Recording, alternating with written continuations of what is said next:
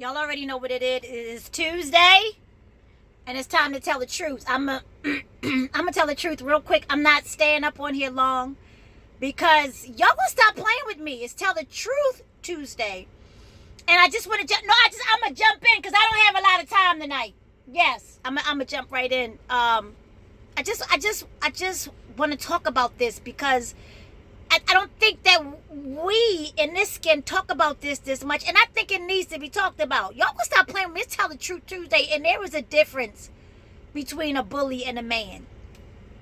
I'm just gonna put it out there, and let me give a little bit of context.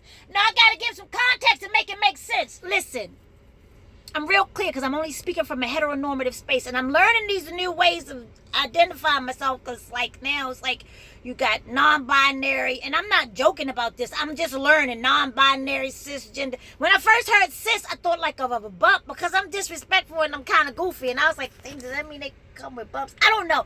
What I'm saying is I'm a heteronormative person. I come from a very, I guess you would say I'm heteronormative. I am binary. I see it as man and woman, but I do respect, love, and I'm learning to understand. It's just a lot to deconstruct. What am I saying? It's a lot. I know, and I want to respect that because it's a lot. Listen, what I'm saying is this. Historically speaking, in this skin, right? Men that are in this skin, historically, have been completely emasculated. Like, completely.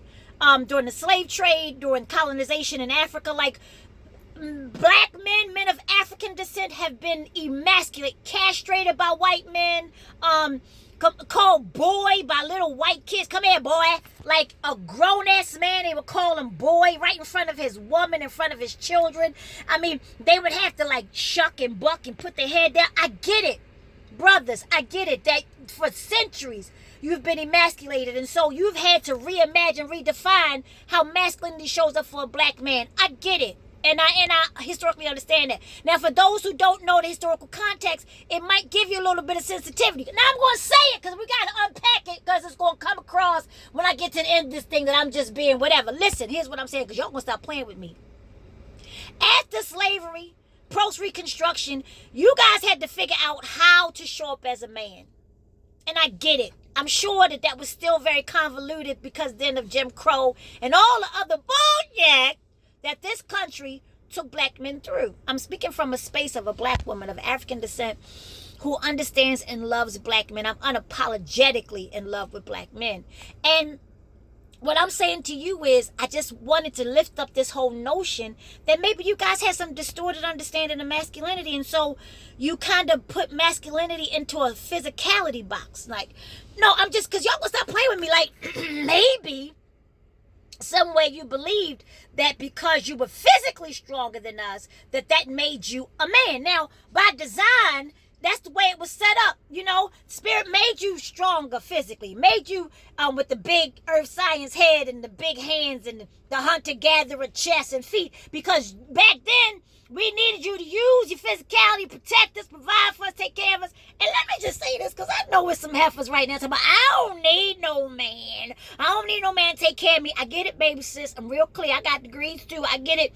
And I understand how you independent, sis, but I'm going to come from the book of Jill Scott. I'm jumping, but I'm coming from the book of Jill Scott. I can buy my own red bottoms. I can pay my own rent. I can pay for my own car. I'm very clear that I need you. And it don't make me less of a grown-ass woman, darling, less of a god, to understand that from a heteronormative space, I enjoy the presence, company, and partnership with the man, a black man. So here's what I'm saying. I'm so glad y'all asked. I want you brothers to understand, I want sisters to understand that there has been this convolution of bullying equating to masculinity and or manhood. And it ain't always, listen, brothers, I get it. But there are some brothers who use their physicality to usurp that they are a man. Like they let you know, they intimidate you with their physical, right? And I'm not for none of that. Y'all got me all the way mocked up because I ain't for none of that. Like that physical bullying, you can kiss my whole ass. Me no more questions. I tell you, no more lies, because I'm not for none of that. I never saw that coming up. So there's some brothers who, in the midst of trying to figure out what it is to be a man, they usurp a lot of physical, masculinity. And I get it. Save that for when you got to protect me. Don't put that on me, kind sir. But then there's another stretch. And I think about my grandfather, right? Because my grandfather, oh my gosh, Mr. Foreman, my grandfather, 9 children, 1 wife, 9 children, 6 boys, 3 girls. My grandfather, I found out later on in life, never finished high school, never finished middle school, never finished elementary school. Now, I'm not even ashamed. Let me unpacking this. I'm unpacking this so they can see that manhood has no tags, no PhD behind it, no MD, no MED, no Esquire. Manhood is not a tag. I think I'm going somewhere with this. Stay with me. My grandfather was a gentle, amazing, intellectual man with all these children. Because he liked Vs.Man. And my grandmother was a petite, beautiful little Southern belle that moved up to the city and had all them children with her guy. And then she wanted to still, get a little life sometimes. Go out and have a little bit of fun.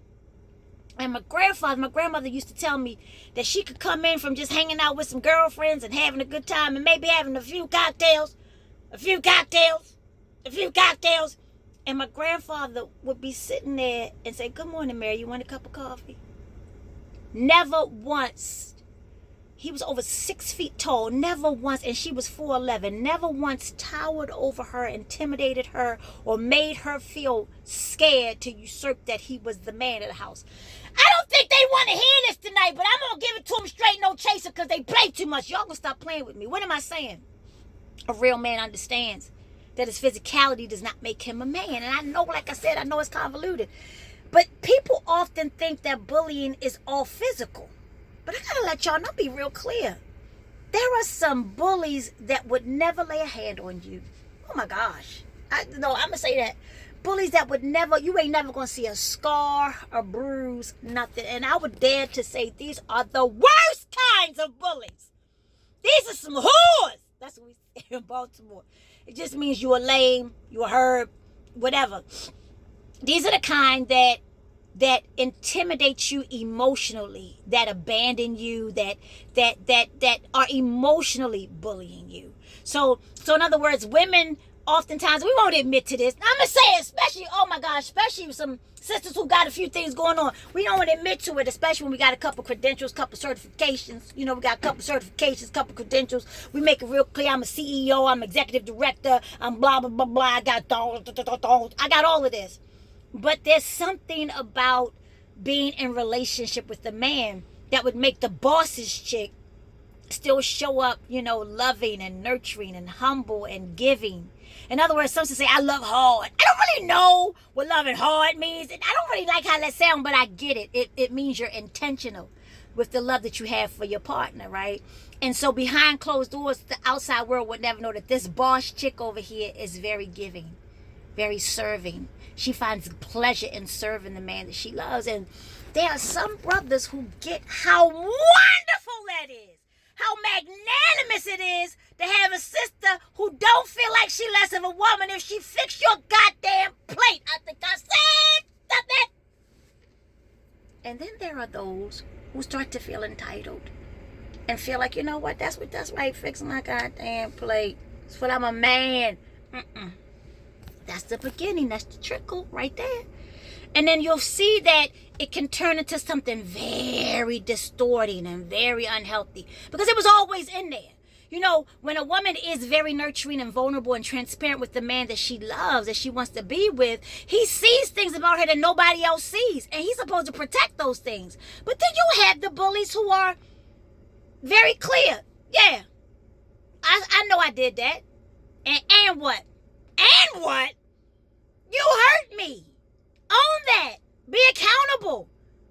Be loving. Be humble. My favorite example of this, right? And this is I'm gonna go. Baby Boy. The scene where in Baby Boy, where Tyrese tried to get his mother's boyfriend jammed up. And his mother was accusing him of having weed planted in her garden. And then, no, because I got to say this real quick. And so he like, Ma, I ain't had no weed. I ain't planted no weed in your garden. And then Ving Rhames came home with dirt under his nails and a lunch pail and a man chest. He came home real quiet and he said, "Hey, babe, how you doing?" And she said, did you, Jody said that he didn't plant that. Did you know where that weed came from? I'm getting ready to say it. You know where that weed came came from. Notice her tone. Because see, when you're in the presence of a real man, you ain't got to give him the neck.